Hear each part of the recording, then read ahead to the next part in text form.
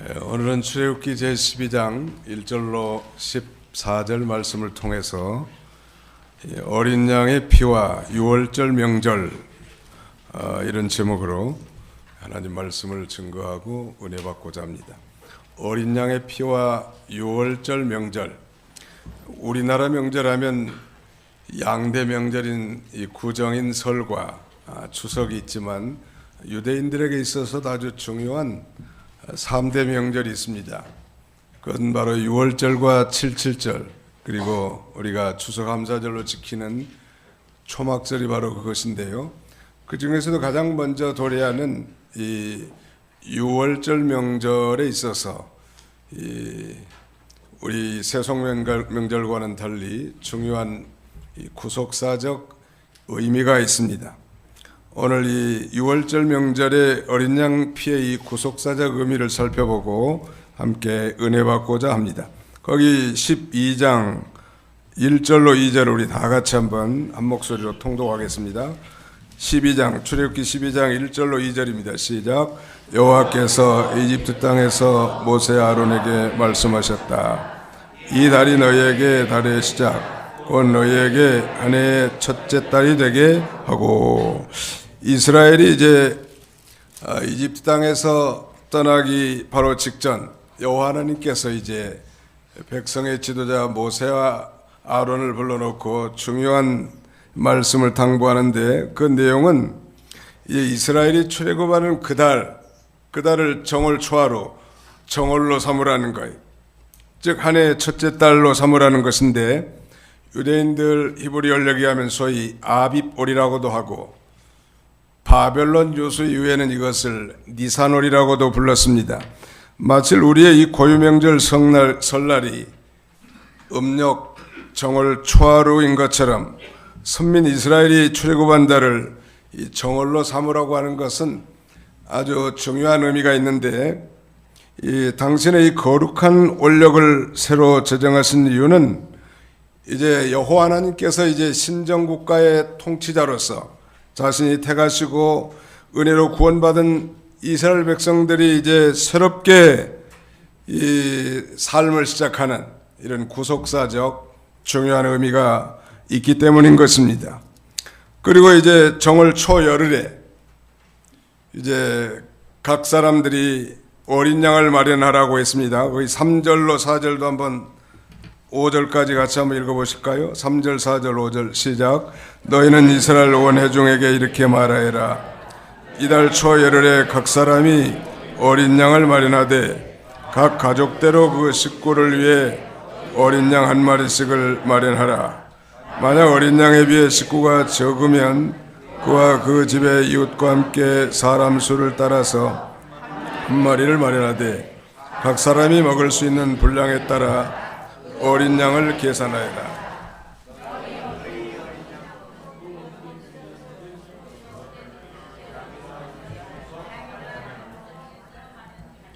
5절 같이 읽습니다. 시작. 너희 어린 양은 흠없는 1년 된 수컷으로 하되 양이나 염소 중에서 마련하여. 정월 초 열흘에 이제 각 사람이 어린 양을 마련하되 각 가족대로 그 식구를 위해서 어린 양 한 마리씩을 준비하도록 시킨 거예요. 이 소위 유대인들의 이 유월절 공동 식사를 위해서 가령 가족이 한 10명이면 1년 된 어린 양 한 마리면 족 한 모이. 근데 식구가 적거나 많거나 할 경우에는 이웃 가족과 함께 공동 식사를 할 수 있도록 어린 양을 준비하라는 거예요. 그리고 이제 정월 열 나흘날 1월 14일 해가 지려게 그 어린 양을 잡고, 그 어린 양을 잡은 다음에 그 피는 양푼에 담아서 그 피를 자기들이 양을 먹을 그 집의 이 문 인방과 설주에다가 그 피를 바르라는 거예요. 그것이 바로 이제 이 유월절 규례가 되는데요. 이 이스라엘 집의 모든 생명이 하나님께 바쳐졌음을 상징적으로 이제 상징하는 그런 성별 의식이고, 동시에 이 생명들은 이 어린 양의 피로 대속되었음을 의미하는 것입니다.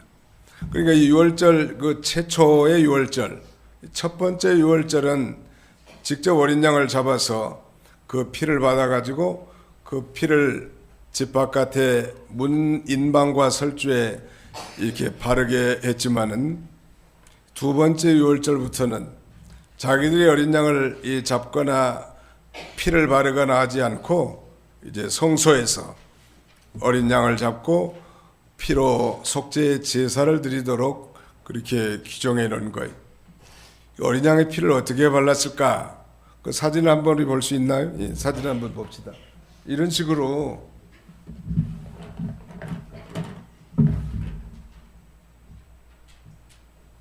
이분이 지금 이 문에, 이걸 문틀이라고 하죠. 문틀 도어 프레임인데, 이 수평 이걸 갖다가 문인방이라고 하고요.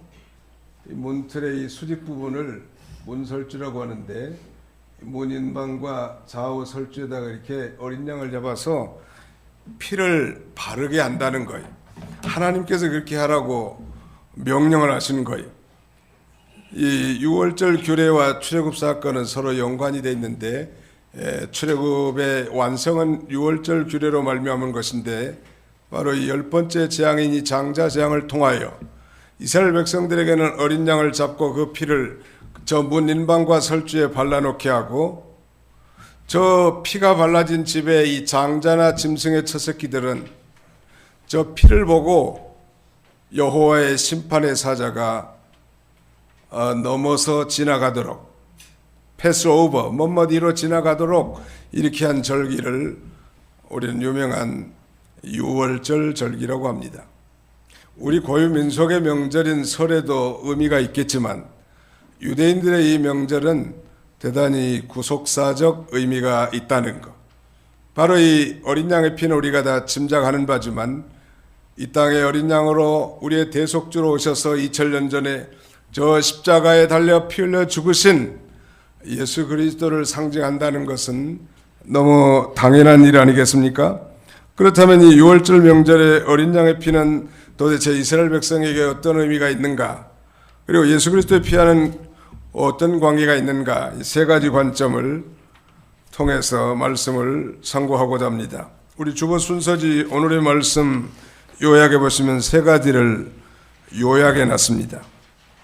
유월절 명절의 어린 양의 피는 이스라엘 백성에게 어떤 의미가 있고, 예수 그리스도의 피와는 어떤 관계가 있냐는 말이에요. 자, 우리 한번 따라서 해봅시다. 하나님의 약속에 의거한 피, 인간을 구원하는 능력의 피, 흠이 없고 티 없는 피. 네, 바로 유월절 어린 양의 이 피는 예수 그리스도의 피도 마찬가지지만 하나님의 약속, 즉 하나님의 언약에 근거한 피라는 것, 그리고 그 피는 곧 인간을 죄에서 해방시키는, 그리고 죄의 결과로 말미암은 영원한 사망에서 우리를 해방시키는 능력이 있다는 것. 마지막 예수 그리스도의 피는, 아니 어린 양의 피는 흠이 없고 순전한, 티가 없는 그런 피인 것을 통해서 바로 우리의 이 대속 주님이신 어린 양이신 예수 그리스도는 비록 인간의 몸을 입고 이 땅에 오셨지만 죄가 없는 완전한 대속제물이 되어 주실 것을 우리에게 교훈해 주는 것입니다. 구체적으로 하나님의 언약에 근거한 피, 하나님의 약속에 의거한 피라는 거예요. 유월절 어린 양의 피가 하나님께서 이 출애굽한 이스라엘 백성들에게 한 3개월쯤이 좀 지나가면 소위 시내산에 도착하는데, 시내산에 이제 진을 치자 하나님께서는 백성의 대표 모세를 시내산 꼭대기에 불러서 소위 유명한 이 언약을 체결합니다. 그것이 바로 우리가 부르는 소위 이 Sinaitic Covenant, 즉 시내산 언약이라고 하고, 이 시내산 언약을 통해서 율법을 수여하셨기 때문에 율법 언약이라고도 하고, 백성의 대표 모세와 직접 하나님과 체결한 언약이기 때문에 모사이크 커버넌트, 모세 언약이라고도 부릅니다. 중요한 것은 이 시내산에서 하나님께서 율법의 말씀을 내려주셨고, 또 그 율법의 말씀을 어긴 그 죄를 해결할 수 있는 이 제사 제도, 즉 성막을 통한 제사 제도를 가르쳐 줬는데, 그 제사는 우리 레위기에도 등장한 것처럼 피로 말미암은 제사 예법을 가르쳐 주게 된 것입니다. 그러나 이런 이 율법이 수여되기 전에, 즉 성막 제도를 통한 이 속죄 제사가 규정되기 전에도 가령 하나님께서 이 범죄한 아담과 하와에게 이제 무화과 잎이 다 말라지자 수치스러운 모습이 다 보였단 말이에요. 그래서 짐승을 잡아 피 흘려 하나님 앞에 제사를 드리고 그 짐승의 가죽으로 옷을 지어 입힌 사건이라든지, 아담의 두 아들 이 가인과 아벨의 이 두 제사를 통해서 믿음으로 드린 아벨의 제사는 하나님이 연락하셨지만, 피가 없는 불신앙적인 곡식 제사를 드린 가인의 제사를 연락하지 않은 걸 통해서 우리는 이 율법이 있기 전에도, 즉 이 제사 제도나 제사의 율례가 있기도 전에도 피의 복음이 성경 곳곳에 묻어져 있음을 발견할 수 있는 것입니다. 중요한 것은 어린 양의 피는 곧 하나님께서 이스라엘 백성들에게 행한 언약, 즉 약속을 근거로 하고 있다는 거예요. 여러분, 피면 뭐 소피나 닭피, 개피나 무슨 돼지피, 이로 말할 수 없는 피가 많이 있겠지만, 그 피 자체에 무슨 효험이 있는 것이 아니고 하나님께서 이스라엘 백성들에게 약속한 언약의 피고, 그 피를 볼 때 하나님이 징표로 보시고 심판을 면해 주실 뿐만 아니라 오늘 우리 그리스도인들의 모든 죄를 다 용서해 주실 것을 약속했기 때문인 것입니다. 자, 오늘 요절은 13절인데 우리 같이 한번 13절을 통독하시겠습니다. 13절 같이 읽습니다. 시작. 그 피가 너희가 사는 집에서 너희를 위한 표적이 될 것이며 내가 그 피를 볼 때 너희를 넘어갈 것이니 내가 이집트 땅을 칠 때 파멸하는 재앙이 너희에게는 없을 것이다. 그 피가 너희가 사는 집에서 너희를 위한 표적이 될 것이며 내가 그 피를 볼 때 너희를 넘어갈 것이니 내가 이집트 땅을 칠 때 파멸하는 재앙이 너희에게 없을 것이다. 내가 그 피를 볼 때 너희를 넘어갈 것이다. 6월절이라는 말에 히브리 말을 페사흐라고 하는데, 이 말은 넘어가다 그런 뜻으로 우리 영어 번역은 패스오버, 뭐뭐 위로 지나다, 이런 유래가 되지 않았습니까? 바로 6월절이라고 하는 것은 하나님께서 애굽의 모든 장자들, 또 애굽에서 신으로 섬기는 모든 짐승의 첫 새끼들을 다 심판함으로 이 땅에 진정으로 경외받을 참된 하나님은 오직 하나님밖에 안 계시다는 사실을 만천하에 드러나기 위한 이스라엘 해방을 위한 마지막 10번째 재앙 아닙니까? 그러나 이스라엘 백성들이 머문 집, 특별히 어린 양의 피가 묻어있는 그 집에 거하는 사람들에게는 그 피를 보고 이 심판의 사자가 넘어가게 될 것을 우리에게 가르쳐 준 거예요. 왜 하나님께서는 피의 희생 제도를 내셨을까요? 왜 하필이면 피냔 말이에요. 우리 기독교를 소위 피의 종교라고 합니다. 그러므로 정말 구원받은 신자라고 한다면 여러분들의 가슴 속에 예수 그리스도의 피가 강물처럼 흘러야 마땅할 것입니다. 예수님의 피와 적어도 자기와 상관이 없다면 이 사람은 정말 거듭난 신자인지 그렇지 않은지 의심하기에 충분하단 말. 역설적으로 많은 헌신된 먼저간 우리 그리스도인들에게는 바로 이 예수 그리스도의 피로 말미암은 속죄 신앙이 분명했음을 역사는 증거하고 있는 것입니다. 다시 말씀드리면 바로 피는 곧 생명과 일체이기 때문에 그렇습니다. 그러므로 이 집 바깥에 문설주나 임방에 피를 발랐다고 하는 것은 바로 내가 죽어야 하지만 내 대신에 다른 대속물이 희생했음을 우리에게 가르쳐 주는 것이죠. 성경은 이렇게 증거합니다. 육체의 생명은 피에 있나니 내가 이 피를 너희에게 주어 다 안에 뿌려 생명을 속하게 하였나니 생명이 피에 있으므로 피가 죄를 사하느니라 라고 말씀하고, 히브리 기자도 율법을 쫓아 거의 모든 물건이 피로서 정결케 되나니 피가 없이는 사함이 없느니라 라고 성경은 증거합니다.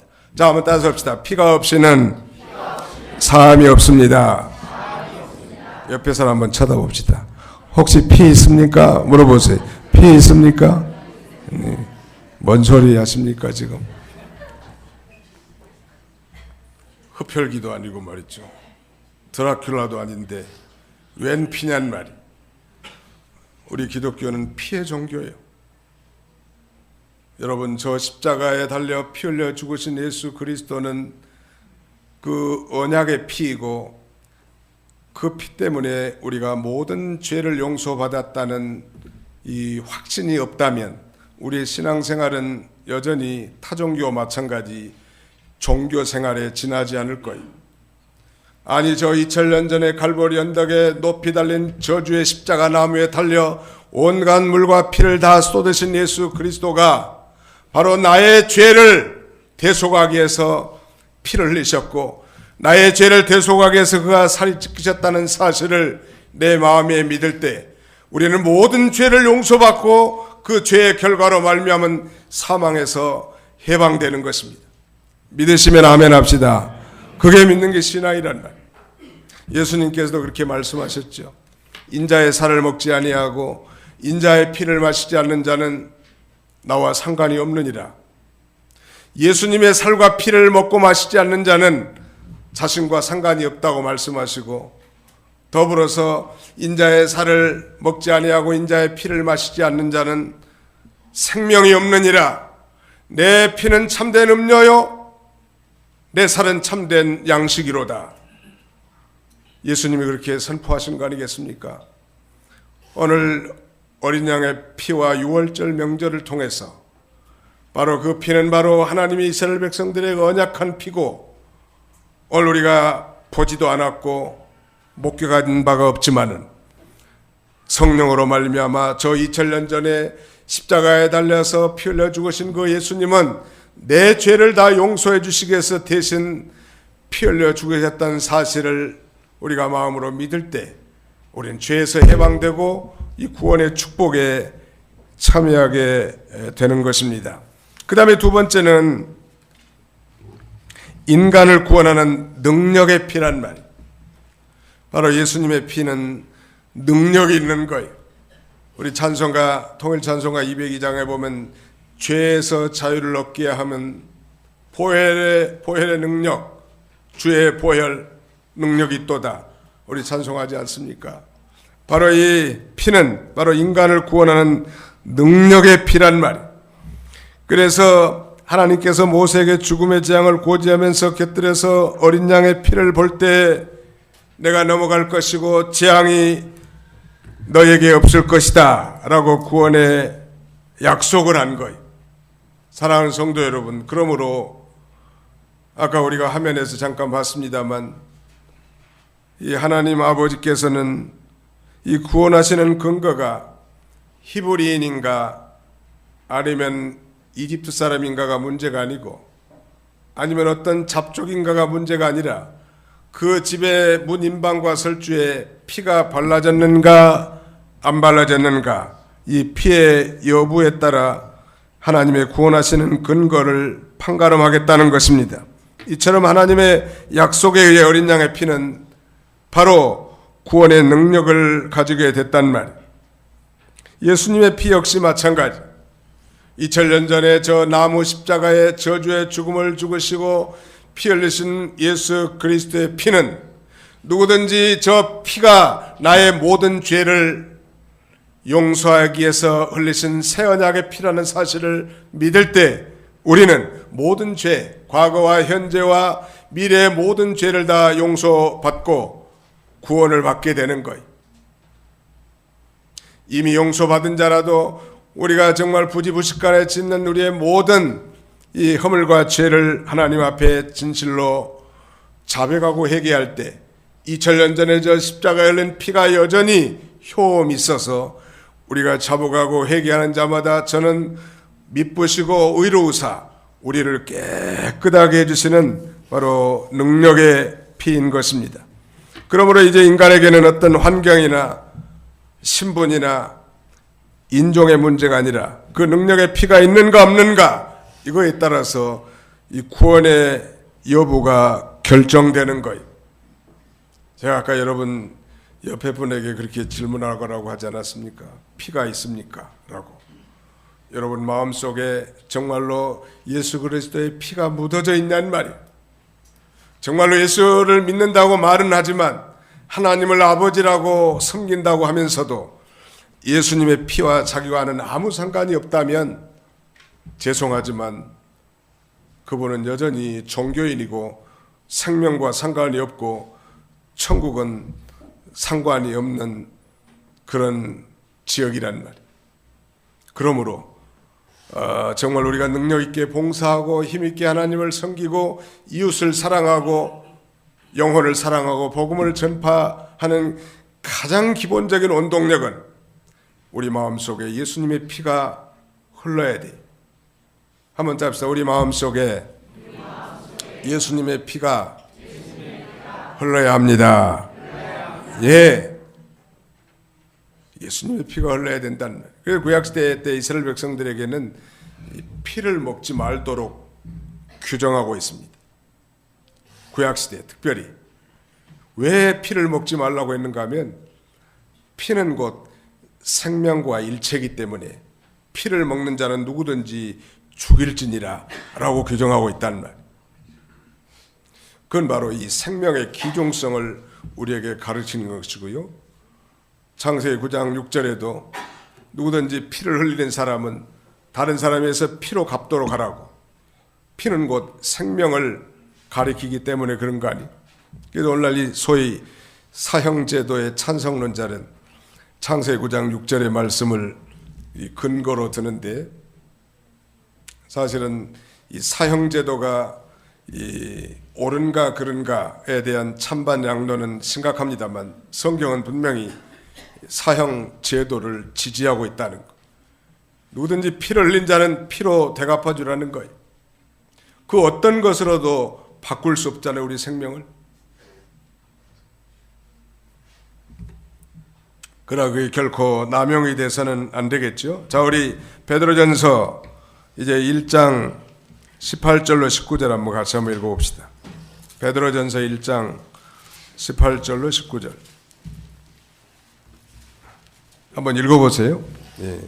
베드로전서 1장 18절로 19절 1장 18절 너희가 아는 것처럼 조상들이 전한 헛된 생활 방식에서 너희가 구속받은 것은 은이나 금같이 썩어질 것으로 된 것이 아니라 오직 흠없고 티 없는 어린 양 같은 그리스도의 보배로운 피로 된 것이다. 예, 거기 19절에 그렇게 말씀하고 계시죠. 오직 흠없고 티 없는 어린 양 같은 그리스도의 보배로운 피로 너희가 구원받았다고 바울은 흩어져 있는 디아스포라인 유태인들에게 그렇게 편지하는 거예요. 동일하게 오늘 저와 여러분들이 구원을 받았다면 흠도 없고 티도 없는 순전한 어린 양의 보배로운 피로 우리가 모든 죄를 사함 받았다는 사실을 확신하시기 바랍니다. 여러분, 이 세상에 미국 가니까 우리 한인들이 주로 세탁업을 많이 하더라고. 청소업도 많이 하지만 세탁업에 종사하는 분들이 많아요. 근데 원래 이 세탁업은 유대인들이 하던 건데 유대인들이 물려준 걸 우리 한인들이 하고 요새는 한인들도 좀 배가 불러가지고 이제 좀 머리가 좋은 몽고 사람들에게 이 세탁소를 좀 이양하는 그런 추세인데요. 이 세탁소에서 그래도 뭐 큰 기술이 없이 버틸 수 있는 잡 중에 하나는 이 스팟을 제거하는 그런 잡이에요. 스팟, 그러니까 이 신사복이라든지 뭐 와이셔츠에 어떤 뭐 잉크라든지 뭐가 묻으면은 그걸 제거하는 것도 하나의 기술인데 아주 그 교묘한 케미칼을 사용해 가지고 아주 도저히 지지 않는 때들이 벗어져 나간단 말. 이 세상의 더러운 옷은 좋은 세제를 가지고 다 빨고 깨끗하게 할 수 있지만 우리의 죄를 깨끗하게 하는 유일한 방법은 바로 예수님의 피밖에 없는 것입니다. 우리의 죄를 깨끗게 하는 유일한 수단은 바로 예수 그리스도의 피밖에 없다는 말.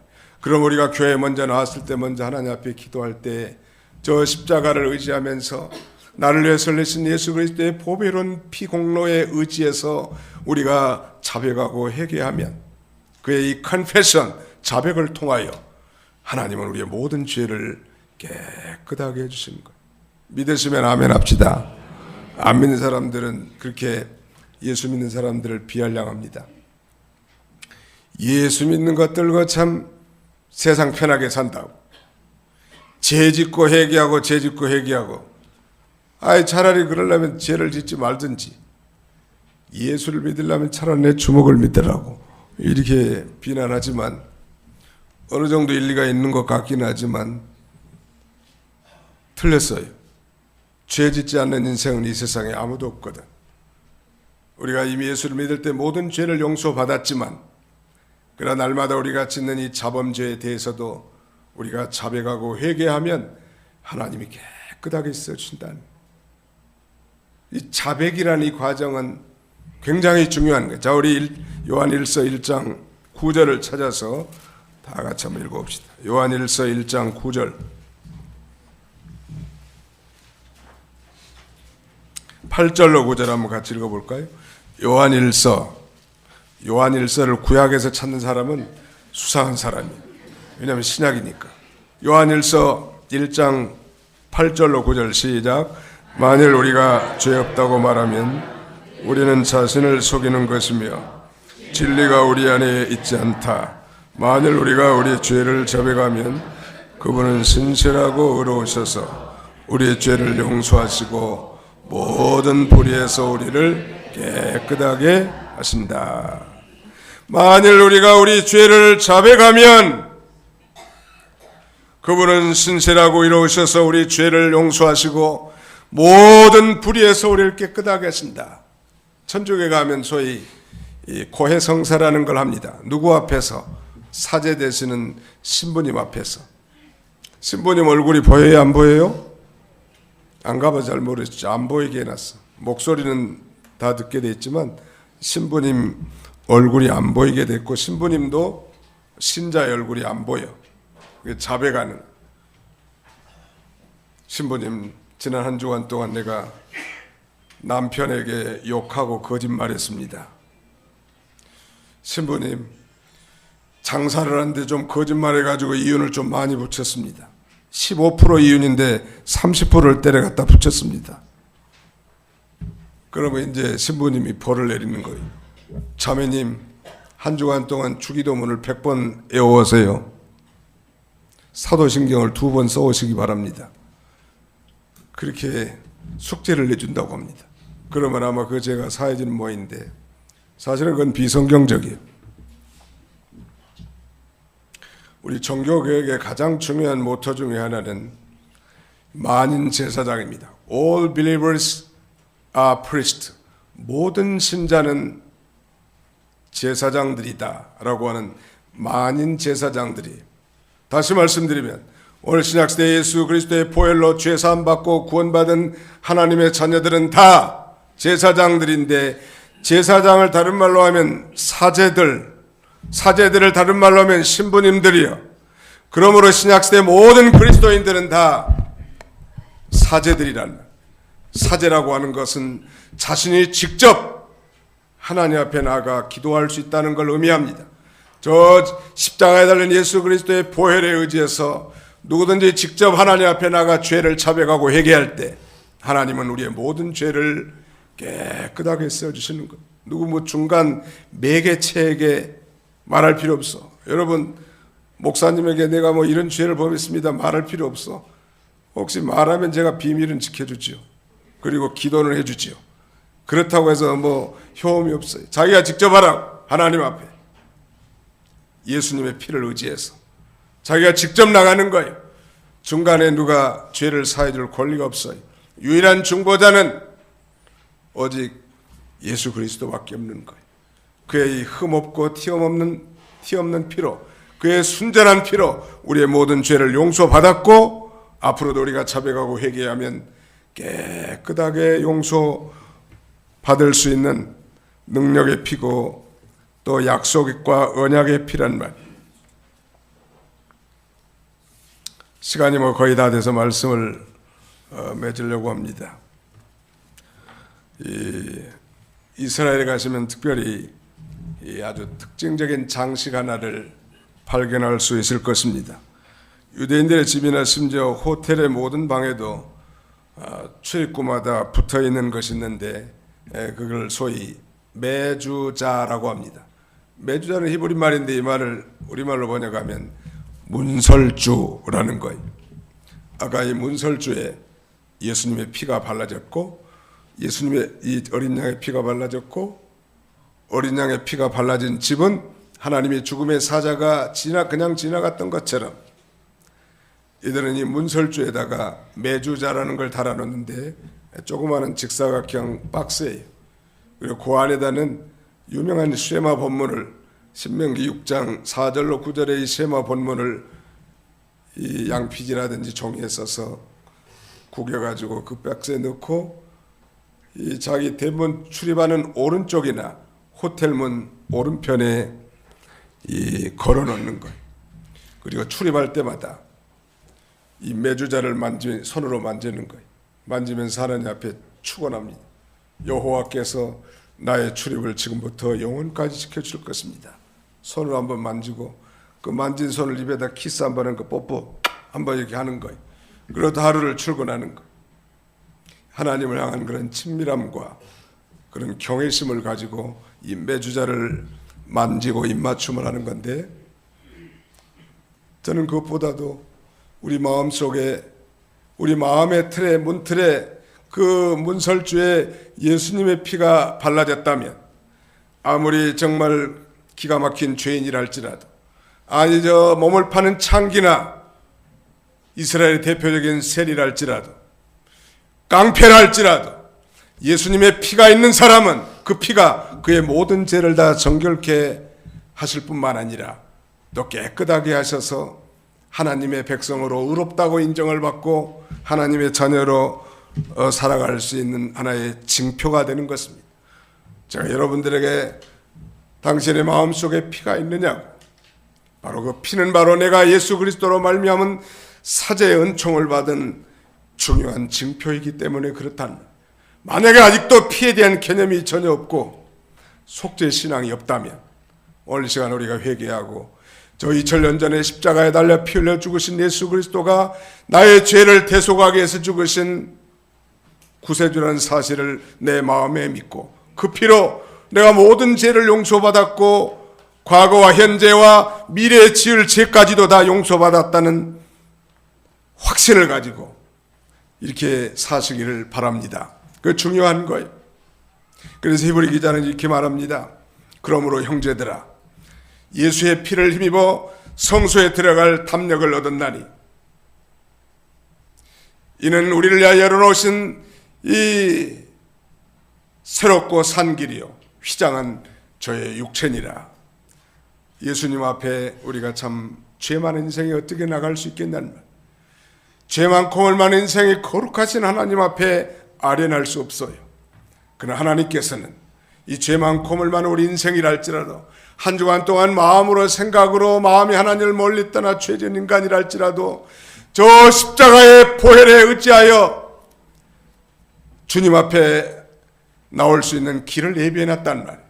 거룩하지 못한 백성들이 거룩한 백성에게, 거룩한 하나님에게, 죄 많고 허물 많은 전적 타락하고 부패한 인생이 거룩하신 하나님 앞에 나갈 수 있는 길은 바로 예수님의 피로만 가능한 거예요.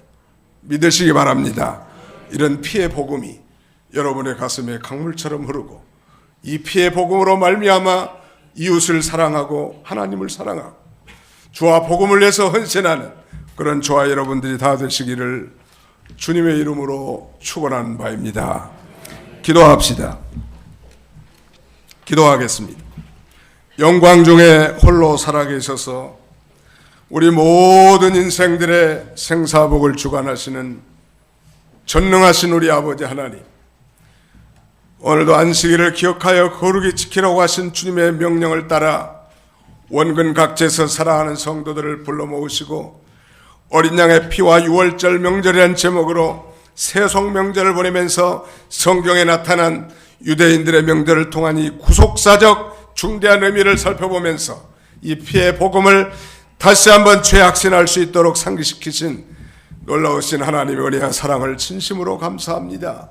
주님을 믿는다고 하면서도 하나님을 아버지라고 부르면서도 아버지 하나님 피의 공로를 잊어버리고 내 의지와 내 철학을 가지고 주님을 접근했던 모든 죄를 용서하여 주시고 이제 이 피의 복음의 감격에서 날마다 우리는 약하고 추하지만 주님 앞에 나가면 우리에게 힘주시고 우리의 모든 추함을 써주시는 주님 앞에 담대하게 나갈 수 있는 믿음의 용사들이 다 되게 하여 주시기를 간절히 바라옵고 원합니다. 그러므로 우리의 입술을 통하여 날마다 예수님의 피를 찬양하고 우리의 삶을 통하여 예수 그리스도의 피를 영광 돌리며 송축하는 우리의 남은 생애가 되도록 하나님 축복해 주시고 우리의 피가 우리의 가슴에 묻어지는 순간부터 새로운 영적 삶을 시작할 수 있는 근간이 되겠사오니 이 언약의 피를 믿고 그 능력의 구원의 피를 믿고 순전하고 티없는 이 피를 의지하고 날마다